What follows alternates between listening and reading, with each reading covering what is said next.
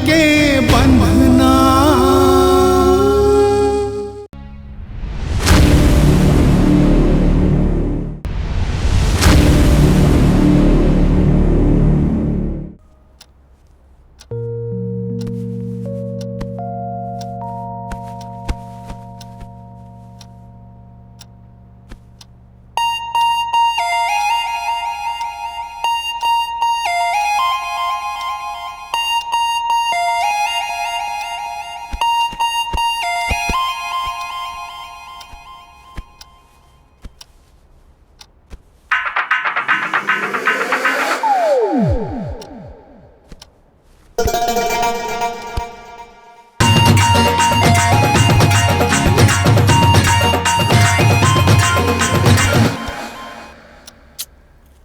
ओफो, ये प्रेम तो घलो सपना में आके मोर पीछा नहीं छोड़ा थे।